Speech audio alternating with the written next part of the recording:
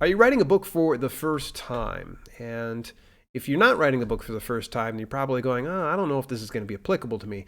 Actually, it's going to be a deep conversation for everybody, from the person that's thinking about writing their first book to the person that has written 50 books or more. Do you do it for the craft or you do it for the market? We're going to talk about that in today's podcast episode, so make sure you stay tuned.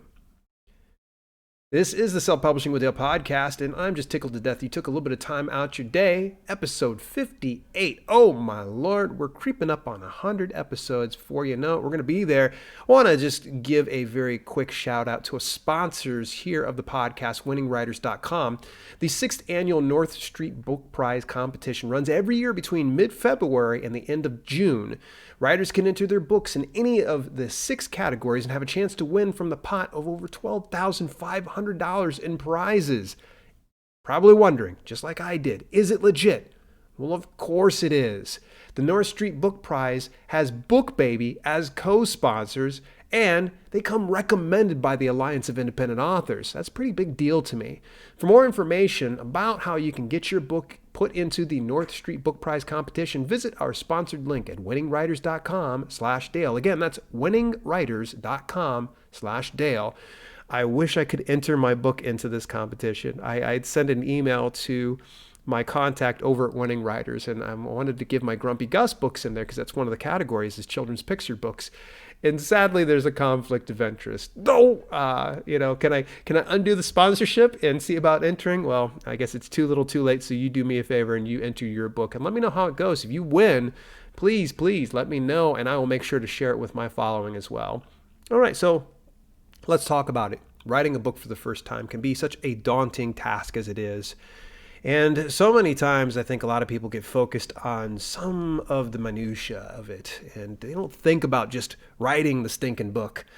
And I understand, I've been there before. And let me tell you just a little bit about why I brought this topic up. I had a recent viewer comment on a video, and it was a very scathing comment. And this often comes, I'm used to the territory, get some trolls and such. This person had a good intention in what their comment was. And their comment was like, I don't just want to make money. I want to write for the craft is essentially what they said. And, I shouldn't feel bad by watching your videos that I'm not making money from it. And I don't want you to ever feel that way. If you're ever consuming content, whether podcast or YouTube, that if you're not making money from your craft, you're not doing a bad thing. But we need to kind of take a step back. It's when people start to become frustrated that they're not making money that you start to kind of wonder, is it for the craft of writing or is it for the market and the appeal of earning a living from this, making a living of being an author? So let me tell you my origin story here. It was, 2013. I was working at an healthcare community, working with senior citizens. I was an activities director, and I was paid to play. It was a lovely job. I enjoyed it immensely. And, I had a wellness coach that found I was a tough nut to crack. She tried to challenge me on every single thing, and it was until that one day that she said to me, hey, why don't you write a book about fitness? You seem to be really, informed on it. And I thought, yeah. I should do that. If you were to look back when I was a kid, I wanted to grow up and become a writer. I didn't think about making money or paying bills. I just wanted to write. That's what I wanted to do. I wanted to, entertain people. I wanted to get it to where I suspended their disbelief just as much as I had been so lucky and fortunate reading books by Stephen King or Dean Koontz or Mick Foley or Wayne Dyer. And you fast forward some years later, I went to college to become a writer. I actually majored in journalism, of all things, but I ended up dropping out because I became so frustrated. Gave up. So, of course, you fast forward to 2013 when I got that challenge. I said, you know what? I'm going to write this book. I'm going to do this. And when I sat down, and it took probably about a year to write my very first manuscript, and it was hammered garbage, I'm going to admit to you. Again, I was just focused on the craft of writing, of putting together this book. I wasn't thinking about making the money. Now, it wasn't until I got my first taste of what it was like to actually make money from my craft that I said, oh, there might be something to this. So my brain switched from just doing it for the craft to doing it for a living, doing it for the market demand. And that's what we're going to discuss today, because I want you to think about why you're in this business. We're going to really, really break this down. Are you writing because you want to scratch an itch? Is this just a hobby for you? Because if it is, it's totally cool. I don't want you to ever feel bad or in a way that I'm demonizing that. That's totally awesome. And sometimes those people that do chase the craft are managing to make a living from this. That's kind of a nice little thing. But then there's also the other sect that want to make a living from it. Can you balance the two? Can you have that passion and profit and still be able to live a meaningful and fulfilled life? Sure, you could. Absolutely. I'm going to give you a few tips here. The very first thing you're going to need to do, if you're listening to this, whether this is your first book or your 40th book, I want you to sit down and define your goals. What is your goal? What do you want to accomplish in writing your book? Because if you just want to write a book, then write that dang book.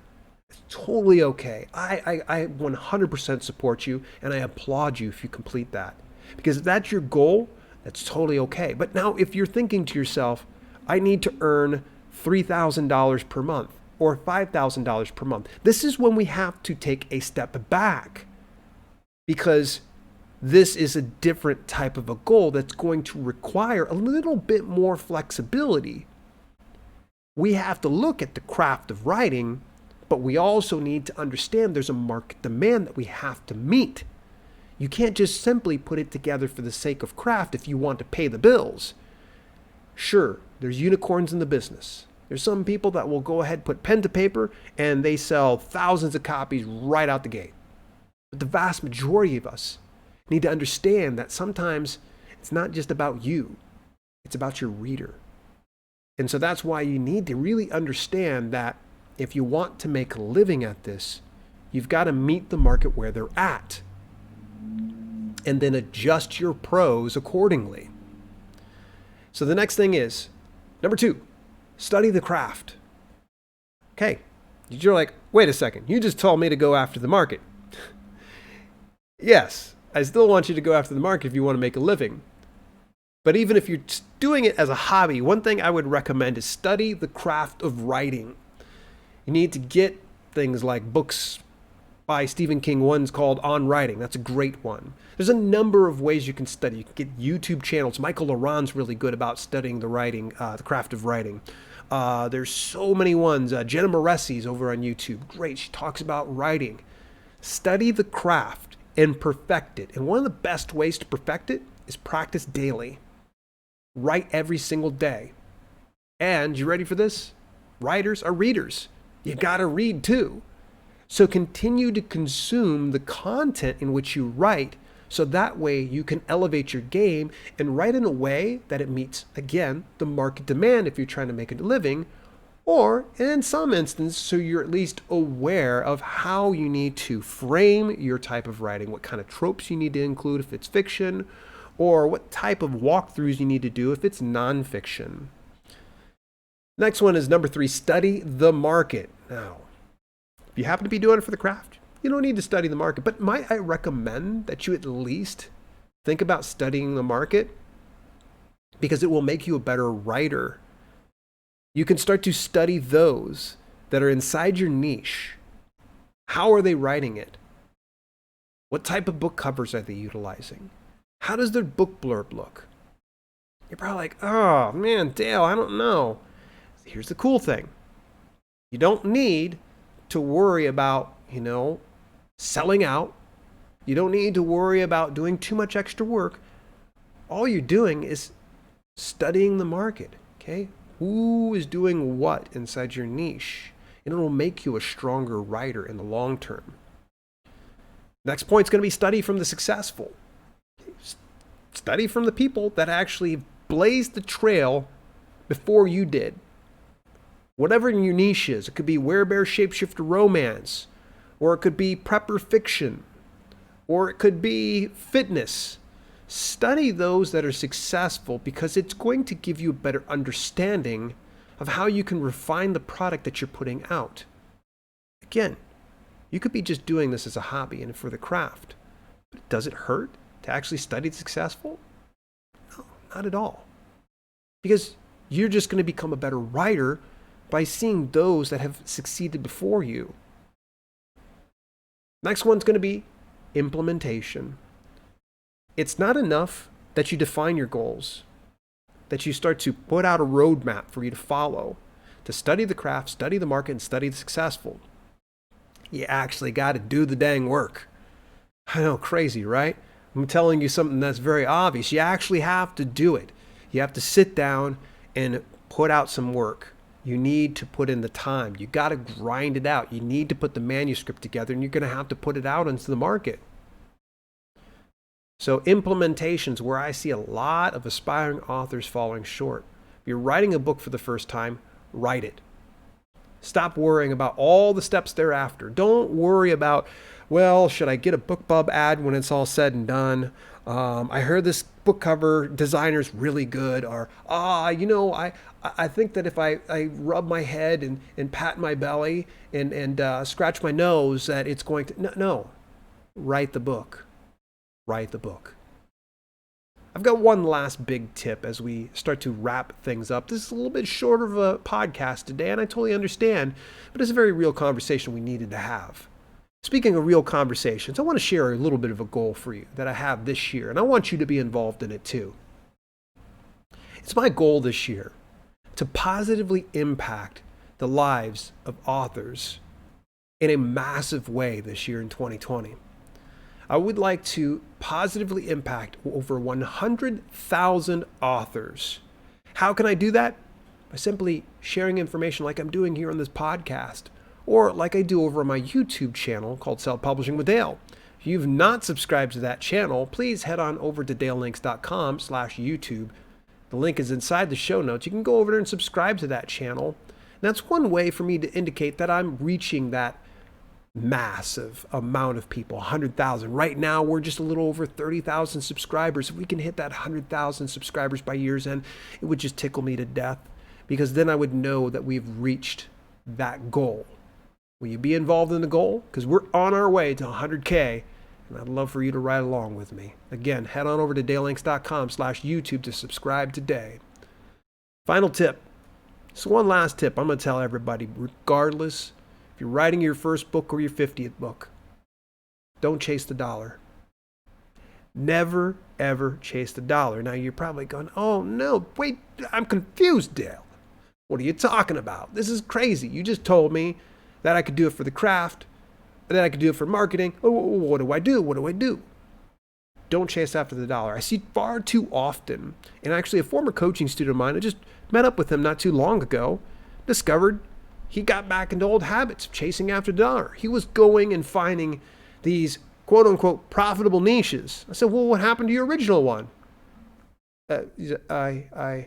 You lost faith. You stopped on it. He was trying to make a living from this. And so what he did is, instead of continued to focus on that one area and double down on it, he gave up on it before it was too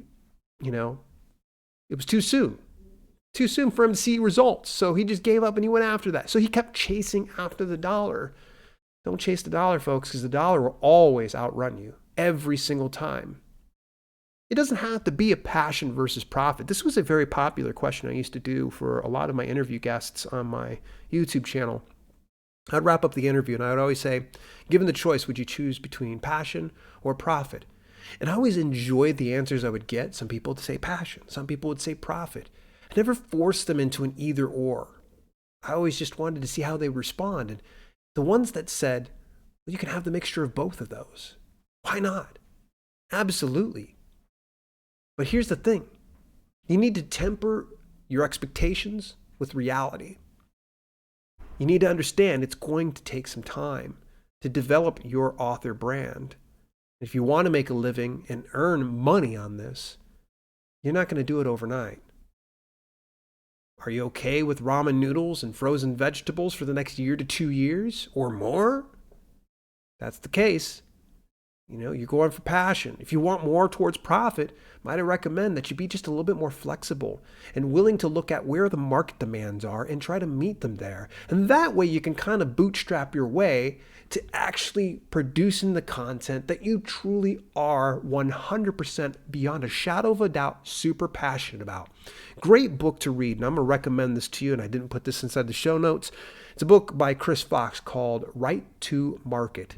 And I really recommend that each and every single one of you that are listening to this podcast to go take a look at that book, read it. It's a great one. You could probably sit and read it in an evening. It's fantastic. And he talks about some of the mistakes that he made, where he was just kind of chasing after the passion. But when he started to tweak his approach, focused a little bit more on profit, then he found that perfect blend to where he was able to get the earnings, enough money to where it would sustain his quality of life, his lifestyle. And then he was able to pivot to where he could do everything that he wanted to for his passion. So find that balance of passion and profit. It doesn't have to be an either or. If you just want to do it for the craft, do it for the craft. It's awesome. Kudos to you, and keep trying to get better at it. But if you're doing it to make money, you need to be flexible. Hey, as we start to wrap up today's podcast recording, that's easy for me to say, just want to say thank you to thewinninwriters.com. And again, you, of course, can get your book in the contest at winningwriters.com/Dale. That's for the 6th annual North Street Book Prize competition. Super geeked up about that if you can't tell. And also, subscribe or follow me on your preferred podcast platform. And do me a favor, leave a review. It'd be so nice. I always get the notifications over on chartable.com to let me know if somebody has left a review. I haven't seen any reviews lately, so hopefully you're listening to this. And also, if you do listen to this, feel free to hit me up over on Twitter or Instagram or Facebook at Self-Pub with Dale. Let me know if you are listening to this. In the meantime and in between time, this has been Self-Publishing with Dale, and I will chat with you next week.